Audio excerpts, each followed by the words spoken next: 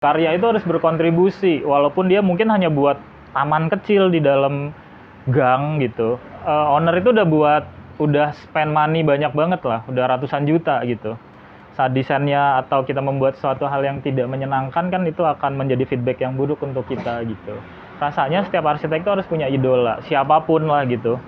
Idolanya siapapun, karena idola itu akan merepresentasikan cara dia berpikir gitu. Kayak orang Le Corbusier ternyata polanya hampir sama antara desainer Andrea Martin dengan Le Corbusier, itu polanya hampir sama. Desain yang bagus itu bukan alternatif. Jadi kita ke klien tuh ngasih alternatif 1, alternatif 2, alternatif 3 gitu. Nggak suka semua, wah modar.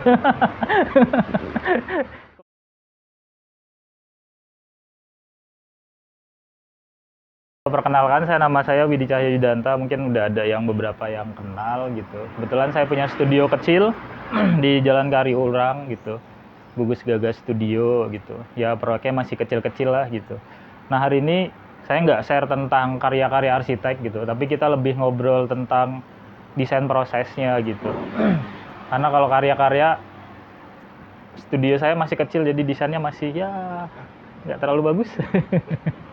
Gitu, tapi saya pengen sharing tentang desain proses. Nah desain proses ini mungkin saya latar belakang saya dulu, saya nggak pengen jadi arsitek juga sebenarnya gitu, nggak terlalu feel lah, walaupun kuliah di arsitek tapi nggak terlalu ngefeel pengen jadi arsitek.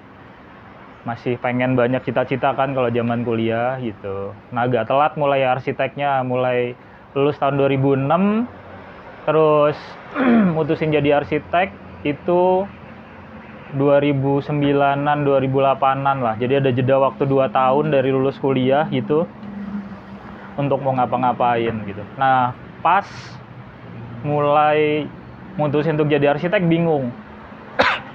Karena pas kuliah itu cuman kuliah-kuliah doang gitu, nggak ngerti apa-apa gitu, nggak ngerti harus mau ngapain.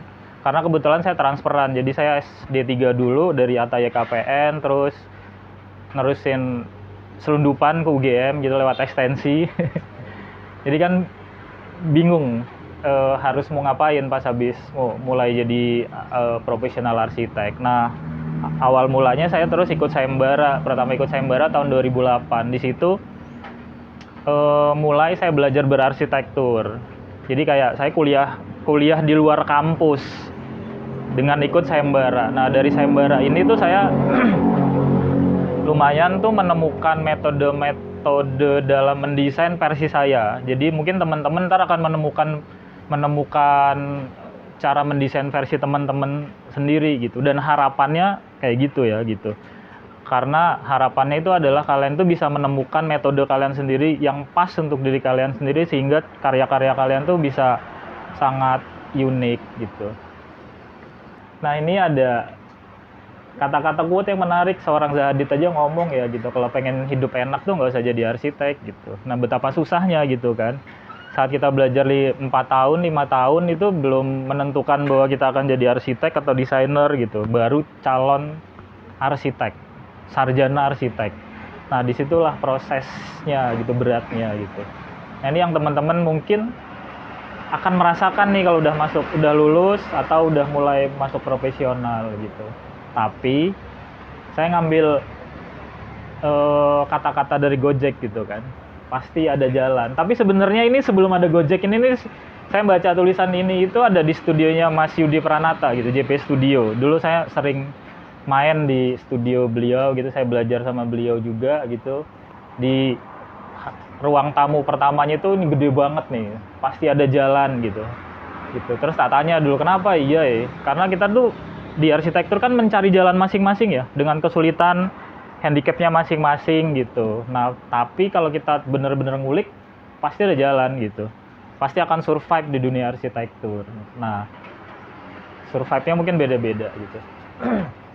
Nah setiap kita ngedesain itu harusnya gitu ya, yang saya rasakan itu harusnya tuh punya value.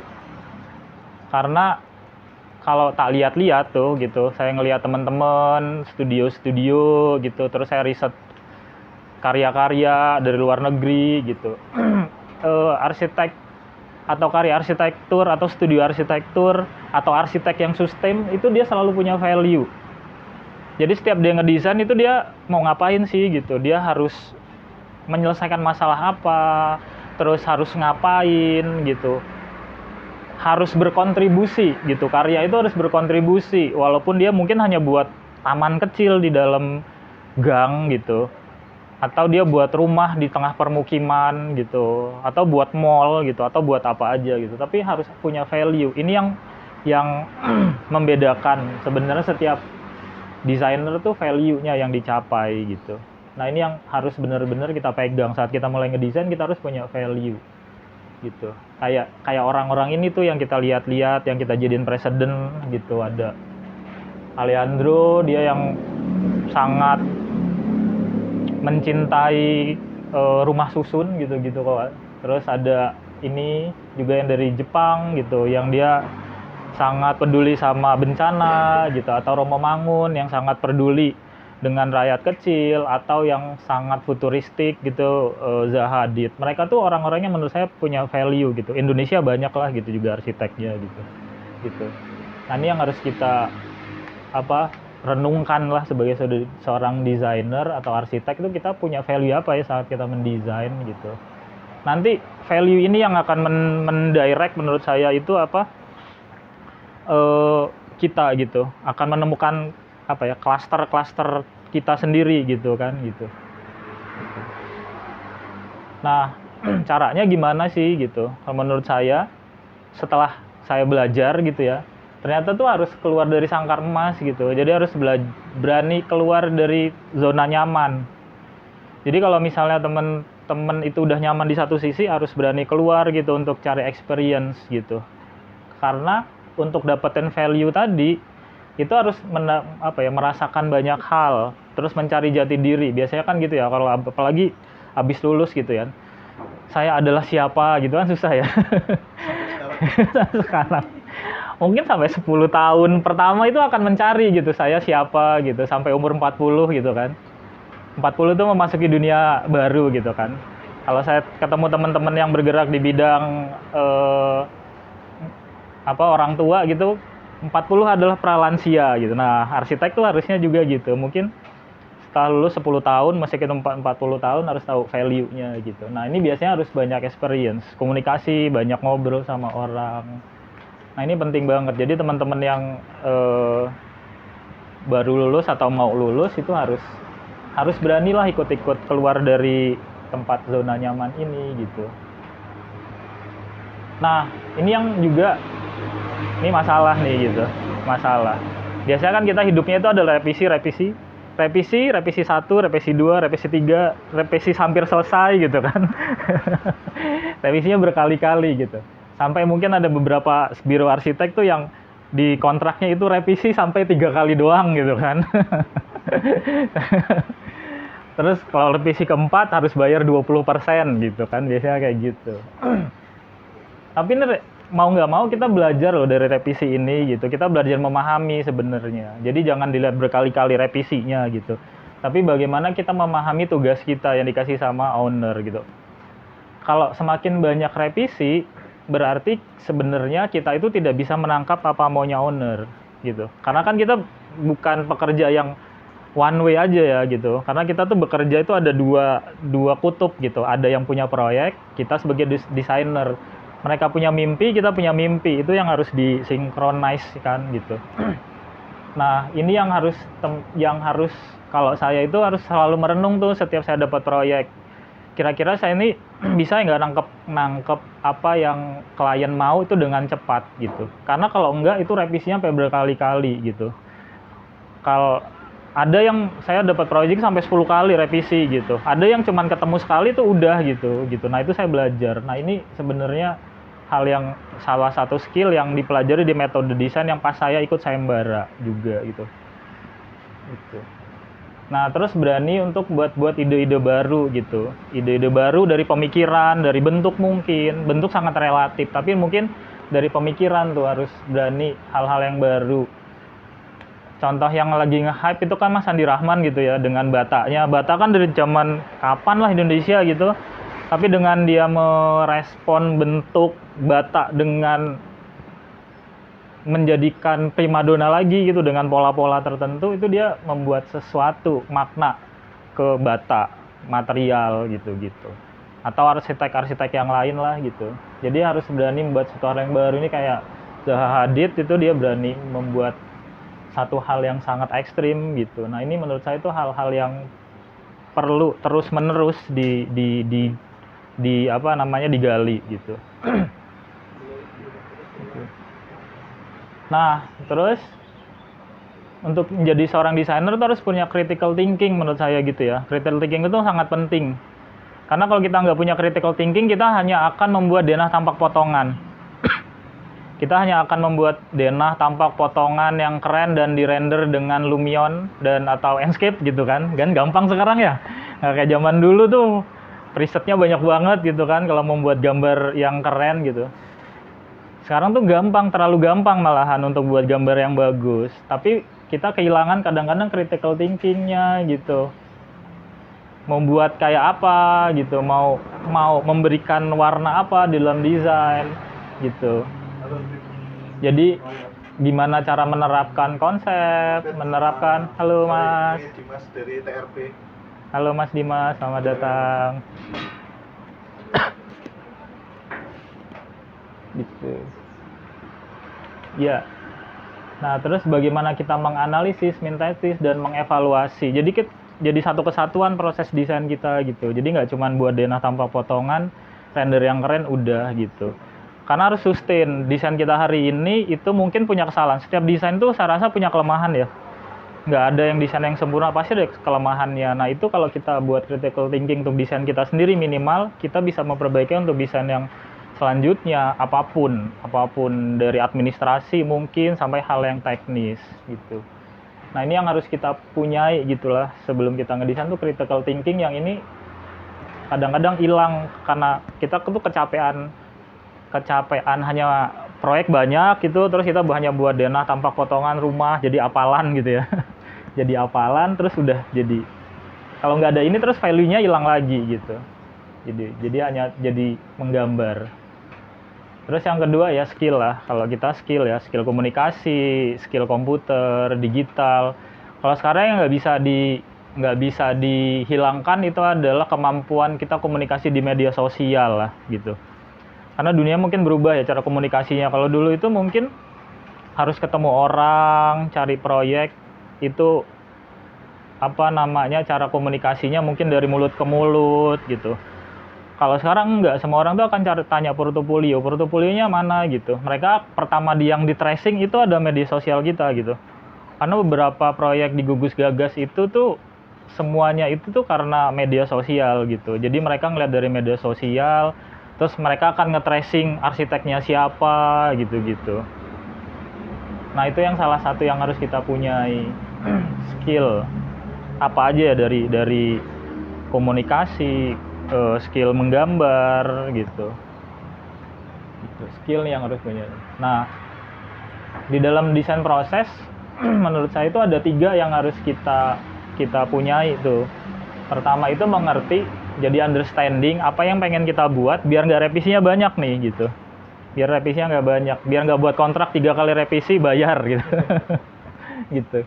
Terus kita harus bisa menemukan sesuatu gitu. Jadi menemukan masalah.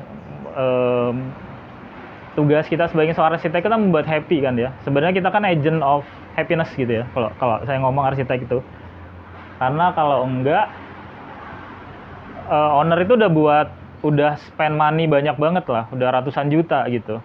Saat desainnya atau kita membuat suatu hal yang tidak menyenangkan kan itu akan menjadi feedback yang buruk untuk kita gitu. Terus kita mulai creating. Jadi ada desain proses itu menurut saya gitu ada 3. Jadi understanding, finding sama creating ini gitu yang harus dielaborasi terus gitu. Nah, biasanya kayak gini nih, tak kenal maka tak sayang, udah kenal minta disayang, udah sayang malah ditinggal nih kan. Owner banget ya. Owner banget gitu kan gitu. Nah, ini yang harus biar udah sayang terus disayang nih PR-nya gitu kan. Kalau udah sayang malah ditinggalin biasanya problem nih, ada problem sama output kita gitu. Gitu. Nah, yang harus kita sadarin itu adalah kita itu problem solver gitu. Problem solver untuk yang punya project. ownernya minimal, atau lingkungan secara garis besar gitu, karena desain kita tuh punya impact besar terhadap lingkungan gitu. Nah ini yang harus benar-benar kita cari gitu, problem solvernya apa gitu. Makanya kalau misalnya proyek Gugus Gagas itu rata-rata rumah gitu kan, yang paling harus dilakukan pertama itu adalah ngobrol. Jadi jarang Gugus Gagas itu misalnya tuh ketemu langsung bawa draft desain tuh jarang banget gitu. Jadi hampir nggak pernah gitu. Rata-rata saya pengen ketemu dulu gitu. Dan ketemunya rata-rata kalau bisa, kalau dia udah suami istri harus ketemu dua-duanya kalau bisa gitu. Jadi minta ketemu lah gitu. Kalau bisa sih suami istri gitu. Karena rata-rata tuh pemegang pimpinan utama itu istri. Tapi kan nggak mungkin istri yang ngubungin kita dulu, jarang kan, biasanya suaminya gitu. Tapi pemegang kekuasaan tuh adalah istri gitu. Nah kita ajak ngobrol. Nah di ngobrol itu kita ngambil keyword-keyword yang dibutuhin, problem apa gitu, problem apa yang dipunyai oleh si owner, harapan apa gitu juga gitu. Nah kadang-kadang di sini kita miss-nya. Pas ngobrol itu miss-nya tuh banyaknya di situ. Kadang-kadang kita ke-distract sama cerita-cerita macem-macem gitu ya. Keyword-keywordnya nggak kita ambil atau kita kelewat. Nah pas kita ngedesain salah paham. Banyak banget tuh kejadian kayak gitu. Nah, balik lagi ke sini, jadi kita sebagai problem solver. Nah, setelah kita dapat masalah lah, kita ngobrol, kita macam-macam, kita petain masalahnya. Biasanya kalau di Gugus Gagas itu akan memetakan masalah. Permasalahan. Jadi ada permasalahan tuh kan ada masalah sama unik ya, ada uniknya apa gitu. Tapi kalau misal ngobrol sama owner tuh rata-rata mereka tuh berkeluh kesah masalah hidupnya gitu kan. Masalah hidupnya semua gitu. Nah itu yang coba kita tangkap, kira-kira gimana ya cara nyelesain satu-satu, mana yang bisa diselesaikan secara arsitektur, mana yang tidak bisa diselesaikan secara arsitektur, atau di tengah-tengah. Jadi harus dibedain, oh yang ini tuh bisa loh diselesaikan pakai arsitektur, mungkin masalah keruangan gitu, tapi kan ada masalah psikologi yang mungkin bisa diselesaikan secara arsitektur, mungkin enggak. Nah itu yang coba dipetain gitu, sehingga kita bisa tahu apa yang dibutuhin gitu. Nah setelah kita dapat apa yang kita tahuin, terus jangan buru-buru ngedesain sih gitu. Saran saya sih jangan buru-buru ngedesain. Jadi harus riset sama literatur dulu gitu. Paling cepat itu metodenya pakai mood board lah gitu. Jadi misalnya kalau ada tim gitu, biasanya nyari permasalahan ini dicari pakai apa, dapat solusi desain, kita cari mood boardnya gitu. Kalau dia arsitektur atau apapun lah gitu ya. Nah cari riset sama literaturnya kayak apa gitu, biar kuat, biar argumen kita ke klien tuh kuat, karena kadang-kadang tuh sangat subjektif ya. Apalagi kalau ngomongin bentuk ke klien tuh sangat subjektif. Kita udah kelihatan bentuk minimalis tuh kita keren nih gitu, bentuk kotak gitu, ternyata kliennya nggak suka bentuk kotak gitu. Nah ini dengan riset sama literatur ini kita bisa memperkuat argumen-argumen kita, sama memperkuat problem solving kita gitu. Mau kita apain desainnya. Jadi nah ini tuh masih understanding nih. Jadi posisinya harus understanding. Jadi kerjaan kita tuh cuman biro psikologi jadinya. Jadi kayak psikologi, memahami klien gitu. Nah, contohnya kalau saya itu biasanya sih mulainya dari ya riset kayak gini lah, pakai mood board dari arsitek gitu. Kebetulan saya dulu senangnya sama Mayer gitu. Terus kita cari typologinya macam-macam gitu ya, gitu. Mulai dari terus yang saya rasain gitu, harusnya tuh setiap arsitek itu harus punya idola gitu. Rasanya setiap arsitek itu harus punya idola, siapapun lah gitu. Idolanya siapapun, karena idola itu akan merepresentasikan cara dia berpikir gitu, kayak orang main musik lah gitu kan ya. Kayak main musik itu, kalau kebetulan saya sukanya yang nge-funk gitu kan, Red Hot Chili Pepperan dulu main band gitu. Jadi kalau kita main musik itu ya jadi kayak kepikiran terus gitu, irama nadanya akan kayak Red Hot Chili Pepper buat nada gitu. Sama kayak ini gitu. Semakin banyak literasi kita suka sama arsitek, rasanya library di kepala kita makin banyak gitu. Jadi membreakdown karya-karya arsitek terdahulu itu saya rasa menjadi hal yang penting dalam proses berarsitektur kita gitu. Terutama saya gitu ya. Gitu. Nah, terus cari insight gitu. Jadi cari macam-macam tuh, ada through sound design, ada interaksi, ada grid system, ada thinking with type gitu, grafik diagram. Jadi ini lebih gimana caranya mewujudkan. Kalau di arsitektur tuh mungkin cari materialnya, cari bentuknya gitu ya. Mulai mencari-cari nih gitu. Jadi cari ide. Karena kadang-kadang arsitek untuk ngedesain sebuah rumah, kadang-kadang idenya nggak harus dari rumah kan gitu ya. Untuk kita ngedesain sebuah ruang terbuka publik taman, mungkin kita nggak harus selalu ngelihat taman gitu. Mungkin bisa ngelihat hal-hal yang lain gitu. Nah, terus cari problemnya. Jadi setiap desain kita tuh cari problemnya yang tadi, terus endingnya itu adalah yang uniknya apa gitu. Jadi dari hal-hal unik, dari masalah-masalah ini apa yang bisa kita blow up jadi hal-hal yang unik gitu. Kayak Mas Andi Rahman, dia ngelihat bata itu sebagai sesuatu yang mungkin ditinggalkan atau hanya sebagai ya udah penutup pembatas dinding gitu. Terus dia nge-blow up terus jadi satu hal yang unik gitu. Atau Pak Eko Prawoto kali ya dengan bentuk-bentuk material-material lokalnya dengan ketukangannya, itu kan hal yang unik yang bisa diangkat gitu. Jadi tidak selalu bentuk juga sih sebenarnya gitu, tidak selalu bentuk yang unik gitu. Nah, ini PR banget nih nyari hal-hal yang unik, karena semakin kita bisa mencari problem ini sampai hal-hal yang kecil, biasanya kita akan mendapatkan hal-hal yang unik itu semakin niche gitu. Jadi mulai proses findingnya gitu. Nah, contohnya ini nih salah satu sayembara yang saya ikutin, ini di Singapura, Future Art gitu. Saya lupa nih juara 2 kalau nggak salah, juara 2 apa juara 3 gitu di Singapura. Tornya itu hanya judulnya Think satu kecil tapi punya impact besar gitu. Jadi buat satu yang kecil tapi impact-nya besar gitu. Nah, terus kita mikir panjang gitu kan. Kita coba cari memahami dulu gitu. Satu yang kecil tapi impact-nya besar apa ya gitu. Terus karena mungkin ini adalah sayembara yang ke beberapa kalinya gitu, kita ikut di Future Art gitu. Terus kita udah mulai bosen, kita cari tadinya tuh site di Indonesia. Kalau Indonesia kan jualannya ironi ya, pasti menang. Iya ya, karena masalahnya banyak banget gitu. Kalau kita bercandanya kayak gitu ya, kita kalau menang di Indonesia tuh sebenarnya agak-agak antara bangga dan tidak bangga gitu. Terus kita cari satu hal di luar Indonesia saat itu. Kita cari di Hong Kong. Kita riset dulu tuh, kita cari jurnal, baca jurnal di Hong Kong tuh kayak mana kehidupannya, tata ruangnya kayak mana. Terus kita lihat Google Map saat itu. Kebetulan di Hong Kong tuh Google Map-nya tuh udah bisa 3 dimensi semua.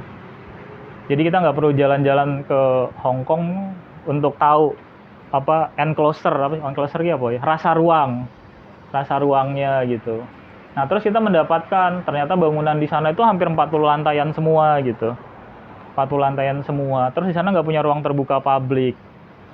Jadi karena padat-padat gini semua ya bangunannya, padat-padat semua gitu. Antara satu apartemen dan apartemen itu punya ruang kosong ternyata gitu. Nah, terus di sana kita mikir ternyata, terus kita baca literatur, ini menarik nih antara satu apartemen dengan apartemen yang lain dengan 40 lantai itu ada ruang kosong. Jadi kalau dulu belajar urban space itu urban design itu ada lost space gitu. Jadi ada teori lost space gitu kan kalau di urban design. Terus kita cari lost space-nya, ini ada lost space nih gitu. Terus kita coba baca literatur. Ternyata ada namanya konsep urban akupuntur gitu kan. Gitu. Nah, jadi kita mulai cari riset gitu. Jadi kita memahami dulu gitu, riset ada namanya konsep urban akupuntur gitu. Oke, menarik nih gitu kan. Kalau urban akupuntur kalau di kesehatan kan dia cuma disuntik lagi diencus gitu kan. Dipakai jarum. Tapi satu badan tuh jadi sehat gitu kan gitu. Karena dia napain sarafnya gitu. Nah, ide itu yang kita bawa untuk ngedesain si eh, kawasan ini gitu. Terus ide dari itu kita drive. Tapi kita mikir, kan ini semuanya bangunannya 40 lantai. Tugasnya itu adalah membuat satu hal yang kecil, tapi impact-nya gede. Terus kita mikir, ini kan 40 lantai gede banget. Kalau di sini dikasih lantai 8 dikasih tinggi bangunan 8 lantai, itu kan jadi kecil ya. Jadi 40 lantai sama 8 lantai. Masuk nih kayaknya gitu. Masuk. Tornya dapet nih gitu. Akhirnya kita kesimpulan, kita kasih 8 lantai, kita insetin program ruang yang baru untuk mendirect biarin si kawasan ini tuh bisa hidup gitu. Nah, akhirnya kita buat yang kayak gini gitu. Jadi kita buat form baru. Di dalam ini kita buat ada tempat disco. Jadi di antara apartemen tuh kita sisipin. Jadi antara apartemen sini tuh ada ruang-ruang bersamanya. Ini semuanya ruang bersama. Ada yang dipakai untuk mahjong gitu.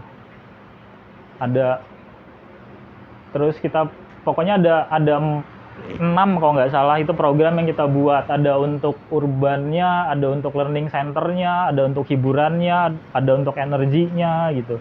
Kita buat.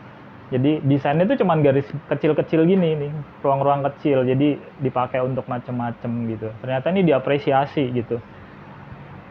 Nah, jadi ini untuk energinya kita manfaatin. Kalau di antara apartemen itu kan biasanya anginnya banyak ya. Jadi kayak efek windstack-nya banyak, kita manfaatin untuk generate angin dan lain-lain untuk energinya gitu. Terus yang ini untuk ekonominya gitu, untuk mereka ada dugemnya ditaruh di bawah tanah gitu. Gitu. Jadi kita bisa bermain macam-macam ruang di sini. Jadi bisa eksplorasi gitu sesuai dengan fungsinya hasil riset tadi. Gitu. Terus ini sebenarnya kita agak iseng juga gitu. Agak iseng untuk buat gimana kalau kita ngedesain sayembara nggak pakai tampak. Biasanya kan keren-kerenan tampak ya. Kita nggak ngedesain tampak, tapi kita ngedesain sistem ruang, gitu. Ngedesain sistem ruang, gitu. Nah sampai kita mikirin sistem tata kota, satu kota Hong Kongnya gitu. Hong Kong tuh ternyata punya gunung, bukit kecil gitu. Nah di situ kita ngebuat sistem kotanya biar hewan-hewannya itu bisa hidup gitu. Dengan yang tadi ini nih, dengan segini banyak sistemnya gitu. Nah, itu salah satu contohnya yang kita kerjain. Terus ini selanjutnya itu dalam proses finding itu aja jadi buat prioritas. Jadi kalau kita udah nemuin problem yang banyak sampai kecil-kecil gitu, anaknya 2, sukanya warna biru misalnya kayak gitu. Nah, kita pilih prioritasnya gitu. Karena saya rasa kalau saya pribadi itu nggak bisa menyelesaikan satu problem dalam equal yang sama, jadi prioritas semua gitu. Tapi saya memilih mana yang paling penting. Nah, skill juga nih memilih. Jadi gimana ya dari segitu banyak 10 problem yang kita temuin, yang paling penting, yang punya impact besar untuk klien tuh yang mana ya gitu. Ternyata kliennya tuh sukanya yang terakhir tuh saya ngedesain kliennya tuh pengen punya rumah tapi rasanya villa gitu. Kan susah ya, rumah rasa villa. Untung site-nya gede gitu. Nah, saya coba untuk ngedirect ruang-ruang yang biar dia secara impresi itu kelihatan kayak villa gitu. PR-nya lagi, villa yang kayak apa kan? Nah, itu kan PR lagi gitu. Nah, kayak gitu-gitu. Jadi, kita buat prioritas. Prioritas mana yang kita selesain. Karena dengan prioritas itu akan memudahkan kita mengambil keputusan desain. Gitu. Ya, kalau ini sih Malioboro. Dulu awal-awal master plan-nya gitu. Jadi Malioboro itu tata ruangnya sebelum tahun 2013 kan lumayan berantakan. Terus kita buat master plan, terus kita tentuin tuh prioritas masalahnya. Kebetulan kalau Malioboro itu udah ada program pemerintah. Jadi pertama itu adalah menata pedestriannya gitu. Terus mengatur PKL-nya. Yang terakhir ini adalah mengatur fasad gitu. Tapi di dalam sub itu banyak lagi tuh sebenarnya gitu. Terus kita coba untuk membuat note-note baru. Salah satu yang sebenarnya yang hidden agenda kita tuh yang buat master plan tuh ada tulisan. Kalau teman-teman ke Malioboro tuh ada tulisan Jawa-Jawa gitu. Yang sebenarnya itu di dalam sejarah tuh nggak ada. Itu tuh nggak ada tuh yang tulisan gitu. Tapi kita coba insertin biar jadi penanda zaman bahwa itu hal yang baru gitu. Dan itu sebagai wayfinding sebenarnya idenya. Jadi kalau misalnya Malioboro segitu banyak kan, panjang. Jadi kalau orang kesasar itu sebenarnya tulisan itu yang harusnya jadi petunjuk. Jadi kalau nggak kesasar saya di huruf ini gitu. Saya di huruf ho misalnya gitu. Sebenarnya sebagai wayfinding gitu. Harusnya itu ada keterangan di setiap huruf, ntar ada keterangan itu karena itu jaraknya 50 meter gitu. Tapi ya begitu, tidak mudah gitu. Ditutupin sama PKL terakhir gitu misalnya. Ya kayak gini lah gitu, mungkin buat Notugu. Nah Notugu itu juga sebenarnya pengen dibuat, idenya itu adalah ada titik nol itu orang bisa nyebrang gitu, tapi ternyata tidak memungkinkan, ditabrak ntar gitu. Nah itu banyak kegagalan juga sih gitu. Ini terus aja kali ya. Nah terus kalau dapat solusi tadi, kita harus cari design problem and solusinya. Jadi ada aspek, problem, sama solusi. Biasain ditulis sih, kalau saya sih ditulis gitu. Jadi jangan, karena kadang-kadang kan kalau kita di studio kerjanya tim ya. Kalau kita sendiri mungkin bisa diinget gitu. Kalau di studio itu bisa ditulis. Paling enak itu ya kalau kayak gini ya. Kalau misalnya jauhan tuh ada Notion. Ada aplikasi namanya Notion untuk kerja tim. Jadi dengan Notion tuh kita kalau punya ide-ide apa kita tulis, ntar semua tim bisa lihat, kita bisa diskusi jarak jauh pakai Notion. Mobile. Apa? Aplikasi mobile. Mobile. itu untuk kerja tim. Gitu. Jadi nah ini dicari problemnya, solusinya apa, dipetain gitu, mana yang paling penting. Terlihat lama ya gitu ya, terlihat kok lama banget prosesnya mendesain gitu ya. Tapi sebenarnya sih ini cepet aja kalau udah karena banyak yang barengan gitu. Nah terus udah mulai creating nih gitu, creating jadi ditulis apa pertama, nah kedua, ketiga, keempat gitu, terus lemparin ke klien atau lemparin ke tim lah gitu. Kalau kita belum ngomongin ke tim, lemparin ke tim, gimana feedbacknya. Jadi setiap orang itu punya critical thinking lagi tuh untuk bahas setiap ide, mau diapain bentuknya, ruangnya kah gitu, menyelesaikan masalah apa gitu, itu sesuai nggak sama tujuan di awal tadi gitu. Jadi dapetin feedback gitu. Jadi kalau udah dapet feedback jadi biasa sampai banyak gitu. Jadi proses creating ini lumayan prosesnya, sebelum kita ngedesain diskusinya panjang gitu. Kalau dulu di Sayembara, saya belajar di Sayembara, ini saya dapetinnya pola ini tuh di Sayembara. Karena di Sayembara itu sebelum kita ngedesain tuh biasanya ada rapat tuh berlima. Dulu timnya namanya Jogja Limo kan. Itu biasanya kita sampai ngambek-ngambekan. Jadi tuh biasanya tuh sampai biasanya saya sama Irwan, karena Irwan yang terus datang ke kos karena kita produksinya di kos saya gitu. Itu biasanya kita sampai keluar urat ininya gitu untuk mempertahankan ide gitu. Harusnya kayak gini, enggak, harusnya kayak gini. Idenya bagusnya kayak gini karena akan berlanjutnya kayak gini gitu. Jadi ini terus gitu. Tapi harus dengan logika yang mateng gitu ya. Jadi kita benar-benar memperlihat kekurangan dan kelebihan dari idenya masing-masing.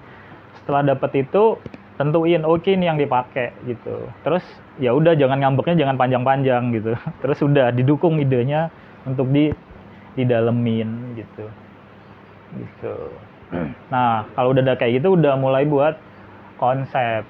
Kan kadang-kadang tuh setiap arsitek yang bedain sama-sama buat rumah nih gitu, yang bedain tuh kan sebenarnya ceritanya gitu. Semua tuh buat rumah ya ada ruang tamu, ruang keluarga gitu, atap. Nggak mungkin nggak ada kamar tidur, nggak mungkin nggak ada WC gitu, sama aja buat rumah gitu. Tapi yang bedain uniknya setiap desain rumah yang berbeda itu adalah ceritanya sebenarnya gitu. Nah jadi mulai dari ide yang besar terus dikecilin gitu sampai hal yang paling kecil, memilih material mungkin gitu kalau bisa mampu sampai sejauh itu. Tapi buat dulu konsep ini biasanya saya mulainya itu dari ide yang besar kayak tadi buat Sayembara. Jadi cara mikir sayembara tadi tuh saya pakai terus sampai saya ngedesain sekarang gitu. Jadi mikirnya besar dulu. Dari masalah terus pecahin yang besar terus diperitil-peritilin. Gitu. Jadi satu ide-ide yang kecil buat bentuk, buat warna gitu. Milih material gitu. Jadi tetap punya kesinambungan ide ke cerita besarnya gitu. Ini yang mungkin lumayan agak lama sih itunya, melamunnya di kamar mandinya gitu. Biasanya ngelamun di kamar mandi. Nah, contohnya ini salah satu project sayembara yang harusnya udah dibangun tapi karena pandemi terus nggak jadi kayaknya, dananya hilang kayaknya sama pemerintahnya, dipakai untuk pandemi. Ini salah satu sayembara juara 1. Saya buat Masjid Agung di Banjarbaru gitu. Nah, ini idenya tuh sangat sederhana yang mungkin semua peserta itu tuh nggak mikir sampai sejauh itu. Tapi dengan bentuk yang sangat sederhana gitu. Yang lain tuh keren-keren menurut saya. Keren-keren lah bentuknya gitu. Tapi mungkin ini yang dipilih juri karena ini paling sederhana. Saya buatnya namanya tuh konsepnya Al-Khalifah. Karena masjid ini itu di kawasan pemerintahan, jadi pemimpin. Jadi harapannya itu adalah masjid ini itu bisa jadi representasi dari kawasan itu gitu. Jadi cerita-ceritanya. Nah, dari Al-Khalifah ini diturunin jadi simbol lokalitas, simbol agama, sampai mikir sistem perancangannya, anginnya, cahayanya, energinya, pokoknya dipikirin sampai sejauh itu gitu. Bagaimana membuat air ini gitu. Terus untuk masyarakat ini jadi ruang terbuka publik. Kalau ini idenya sih dari itu sebenarnya. Dari GSP UGM. GSP UGM karena dulu tuh lagi seneng lari kan. Jadi kalau di UGM kan ini sebenarnya GSP, terus kalau orang tuh muterin lari gitu. Nah, ini sebenarnya tak buat jogging track gitu. Terus ini ada simbol-simbol agama dan kepemimpinan, ada Nabi Muhammad, ada khalifah, 4 khalifah itu gitu. Nah, terus ada cerita-cerita tentang masjidnya sendiri gitu. Nah, tadi dari hal yang besar tuh diperitilin sampai yang paling kecil gitu. Jadi kita bisa ngasih makna di sini gitu. Ini udah jadi DED-nya tapi ternyata sampai sekarang belum kebangun. Misalnya ini nih sayembara ya propan lah gitu ya. Ini udah nggak tahu udah masih jalan nggak ya ini sayembaranya gitu. Nah, yang paling penting sebenarnya gitu. Tapi nggak tahu ya anak sekarang gitu. Mungkin kalau saya masih kena generasi perpindahan antara skate dan digital gitu. Jadi saya selalu jarang langsung ke laptop, jangan langsung ke gambar gitu. Mungkin saya tidak terlalu expert gitu ya. Jadi saya mulainya selalu dari ide skate. Dari skate karena skate ini kayaknya lebih fleksibel gitu ya. Lebih fleksibel, lebih bisa menuangkan dengan cepat apa yang ada di kepala gitu. PR-nya itu kan adalah bagaimana kita bisa menuangkan isi kepala kita ke dalam bentuk fisik gitu. Yang dipahami oleh orang lain, minimal tim desain atau owner mungkin gitu. Nah, kalau pakai komputer itu biasanya yang saya rasakan itu punya keterbatasan tools, kemampuan misal buat SketchUp idenya tuh melengkung gini-gini gitu, plugin-nya apa ya gitu. Terus jadi ya udahlah kotak aja gitu kan gitu, misalnya kayak gitu. Gitu.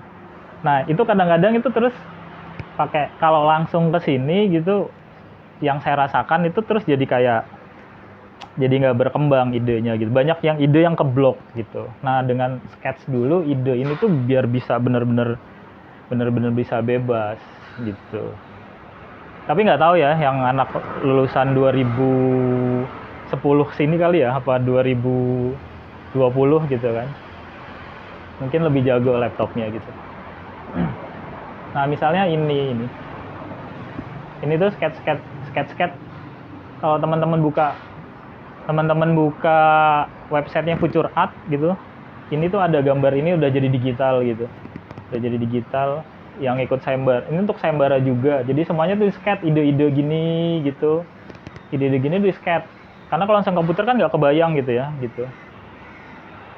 Nah, terus ini sketch ini salah satu project juga di Papua gitu. Gimana buat transformasi desain dari rumah adat, macam-macam gitu, ruang terbukanya seberapa gitu. Jadi kayak kita tuh bermain-main sama pikiran kita lebih gampang gitu. Gitu. Menurut saya itu hal yang terlupakan. Nah, ini tuh sketch ide yang di awal tadi gitu. Sketch-sketchnya kayak gini sebenarnya. Yo, nggak perlu bagus-bagus juga sih sketsa gitu kan. Sketsa saya jelek banget masalahnya. Gitu. Jadi buat kayak gini tanpa di sketch ini saya rasa saya nggak bisa nemuin ide yang tadi di depan itu gitu. Gitu di sketsa. Nah, tadi bisa jadi kayak gini gitu. Bisa jadi kayak gini, bisa jadi menurut saya pas tahun itu kayaknya keren banget nih idenya gitu saat itu. Sekarang mah cupu ini idenya. Keren Mas. Gitu kalau dulu sih kan keren gitu. Nah, terus proses penciptaan yang terakhir itu adalah membuat bentuk kan. Kita sekeren-keren pemikiran kita, outputnya yang dilihat sama owner itu kan bentuk ya. Jeleknya itu. Bentuk gitu. Mau nggak mau itu tuh kita akan diomongin bentuknya gitu. Nah, harus merasakan bisa menemukan skala sama komposisi itu penting. Ngerasain, belajar komposisi sama skala gitu. Karena ini tuh latihannya tuh menurut saya tuh taste banget gitu. Ini yang bedain bentuk antara satu desainer dengan desain lain itu di skala sama bentuk komposisi ini. Dan ini rasanya adanya cuma latihan, nggak bisa bim salah bim gitu. Nggak bisa bim salah bim yang tahu-tahu tuh bisa ngerasain si skala. Teorinya sih gampang ya, teorinya gampang banget. Teorinya bagi dua, pakai pola A tambah B, pakai golden section gitu, taruh di sini gitu, bagi ruang gitu. Tapi nggak semudah itu rasanya gitu. Dan ini harus latihan. Nah, dengan sketsa tadi latihannya mempercepat saya rasa gitu. Nah, ini skala proporsi yang bisa dipakai gitu. Sebenarnya kalau saya nyoba, saya dulu sempat ngeriset untuk diri saya sendiri gitu. Saya punya buku grid gitu. Terus saya masukin tuh karya-karya arsitek yang saya senengin. Ternyata semuanya itu tuh polanya tuh ada di dalam sini semua gitu. Di dalam sini semua. Gitu. Jadi pembagian Richard Meier itu ada setengah, seperempat, 2 gitu. Gitu. Terus kayak misalnya Andra Martin saya pernah coba gitu. Nggak tahu bener apa enggak ya versi saya gitu. Dia ternyata tuh ada tingginya itu dia pakai 2,4, 2,8, terus tingginya ke atasnya itu ada 1,5 atau 1,2-nya tingginya gitu. Ternyata pas saya pasin sama punyanya Frank Lloyd, Le Corbusier ternyata polanya hampir sama antara desainer Andra Martin dengan Le Corbusier, itu polanya hampir sama. Cara dia narik garis, cara dia ngambil komposisi, gitu-gitu. Mungkin outputnya jadi beda gitu kan punya versi dan itunya masing-masing. Tapi komposisi dan skalanya itu ternyata tuh ada di dalam sini semua gitu. Gitu untuk membuat bentuk gitu. Dan ini menurut saya hal yang paling penting untuk menciptakan bentuk yang enak. Gitu. Skala komposisi. Nah, ini punyanya Le Corbusier kalau nggak salah gitu. Kalau kita masukin ke dalam grid ini, itu ntar ketemu rumusnya. Jadi temuin rumusnya gitu. Ntar kalian akan mendesain ala Le Corbusier itu jadi gampang. Gitu. Nah, misalnya kayak gini, pakai modular, rule of thirds ini. Ya, teori-teori standar sih sebenarnya yang udah sering dipakai gitu. Nah, yang paling penting, yang paling susah itu adalah ini nih. Iterasi ini adalah proses yang terus-menerus bolak-balik. Jadi dalam proses desain itu tuh kita nggak bisa berhenti, udah bagus di depan. Kita harus balikin lagi ke depan problemnya. Udah jawab belum sih desain kita gitu. Gitu. Udah jawab belum sih apa yang kita pengenin gitu. Nah, ini bakal diiterasi nih. Dari misalnya kayak rekrutmen, arsitektur, develop, dites. Bener nggak sih? Oh, beda lagi. Nah, di sini tuh prosesnya iterasi. Jadi desain itu tuh sebenarnya tidak cocok kalau alternatif. Menurut saya pribadi ya. Jadi desain yang bagus itu bukan alternatif. Jadi kita ke klien tuh ngasih alternatif 1, alternatif 2, alternatif 3 gitu. Nggak suka semua, wah modar. Kebiasaan kan kita gitu ya. Biasanya kan kita gitu ya, ditanyain sama kliennya, "Mas, kasih dong saya 2 alternatif," gitu. Itu kan sangat membingungkan gitu kan. Kita cari idenya yang udah kita pikirin terus kita harus buat 2. Gitu kan sulit menurut saya gitu. Yang kedua itu ntar so-soan aja lah. Yang penting ada gitu kan. Gitu. Tapi yang benar itu ada literasi. Makanya tadi nangkep kemauan klien tuh jadi penting. Jadi kita ngasih apa yang dipengenin sama klien. Kalau ada studio yang dia tuh ngasih kalau ketemu pertama kliennya itu dikasih Google Doc. Google Doc kalau nggak salah. Jadi di situ isinya tuh pertanyaan-pertanyaan. Isinya tuh pertanyaan-pertanyaan gitu. Umurnya berapa, anaknya berapa misalnya. Terus tahu nggak budget pembangunan per meter bangun bangunan rumah misalnya gitu. Tahu nggak biaya fee arsitek gitu, sampai ditanyain kayak gitu. Terus maunya apa gitu, jadi dipetain. Nah itu yang dipakai nanti untuk diskusi balik sama klien. Lo bapak dulu kan mintanya kayak gini gitu, jadi nggak usah buat alternatif.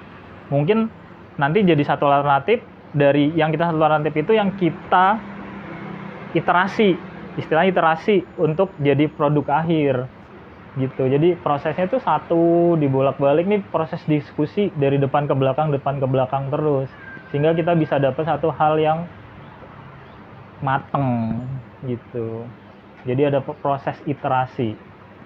Jadi jangan alternatif deh kalau ngedesain gitu. Capek gitu. Nah terakhir menurut saya itu adalah produk sama presentasi sih gitu. Jadi bedanya pas zaman saya dulu awal ngedesain itu kan kayaknya kalau udah gambar ngerender keren sama gambar kerja tuh udah selesai ya gitu. Tapi kayaknya sekarang enggak. Kita punya media sosial untuk publikasi, terus ada media-media yang memungkinkan kita untuk cari proyek gitu kan. Jadi produk sama presentasi ini tuh udah benar-benar salah satu packaging yang harus lengkap juga gitu. Nah kalau ini konteksnya sayembara. Jadi kalau sayembara dulu kita selalu buat panel.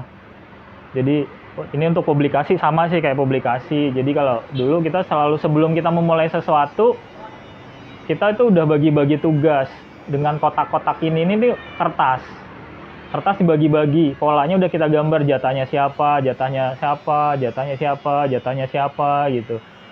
Jadi kerja tim itu jadi cepet gitu. Terus desain panel udah didesain dari awal gitu. Nah kayak gini, ini kan media. Ini pasti jago-jago lah teman-teman gitu ya. Terus kemampuan untuk buat, ini juga pasti jago-jago lah, gampang ya sekarang. Ini mah produk tahun lama gitu. Nah jadiin kayak gini gitu. Ini udah biasa lah kemampuan ini. Ini salah satu masjid di Bima, tapi nggak kebangun juga gitu. Nah harus bisa. Nah ini untuk presentasi dan lain-lain, tapi rasanya ini sih udah jago-jago lah sekarang karena sudah ada Enscape gitu. Gitu ya, presentasi yang bagus sih gitu, saya rasa gitu. Nah mungkin itu sih rasanya sebuah desain proses yang yang harus kita punyai gitu. Jadi dari problem solving, ngobrol sama klien, cari literatur, terus nentuin keputusan desain mau seperti apa, terus majuin ke klien dengan segala revisinya gitu, dengan metode iterasi. Menurut saya jangan alternatif kalau bisa. Gitu. Terus buat produk yang bagus gitu. Jangan hanya sebagai ya udah selesai buat denah tapak potongan selesai, enggak gitu. Karena kalau kita ngomongin studio desain tuh harus sustain gitu ya, harus panjang, dikenal orang, dengan reputasinya yang bagus gitu. Jadi satu packaging yang lengkap dari awal desain sampai produk akhir. Setelah itu yang menentukan adalah Pak Tukang, ya kan? Pak Tukang, gitu. Pak Tukang nih. Nah, Pak Tukang mungkin skill yang beda lagi, gitu. Gini, teman-teman mungkin agak susah ya. Dalam proses desain ini, kalau kita ngedesain tuh jangan cepet-cepet pengen selesai, gitu. Kita harus bisa ngasih sesuatu di setiap desain kita tadi. Misalnya dari segi lingkungan, segi kehidupan, apapun gitu ya. Sekecil apapun yang kita buat di desain kita itu ingat banget bahwa itu akan berpengaruh terhadap lingkungan sekitar kita, minimal tetangga kita gitu. Atau psikologi lingkungan, apalagi kalau kita udah ngomong desain. Jadi mulai berproses dengan cara yang benar-benar nggak terlalu pragmatis gitu. Nanti suatu ketika kalian tuh akan pragmatis, tapi pola ini tuh akan inget di sini. Jadi kepragmatisan kita, arsitek terkenal itu kan nyoret-nyoret tuh ya, seakan-akan nyoret. Gini-gini doang, padahal itu di otak dia prosesnya tuh panjang gitu. Nah, temuin proses desain kalian sendiri sampai kalian tuh bener-bener oh ini loh polaku gitu aja sih gitu. Karena ini relatif kok, proses desain ini relatif. Dan enggak, yang lama itu adalah proses belajarnya, nggak akan pernah selesai sih kayaknya gitu. Mungkin itu aja kali Mas. Thank you sudah datang. Mohon maaf kalau ada salah kata dan kesalahan-kesalahan. Terima kasih.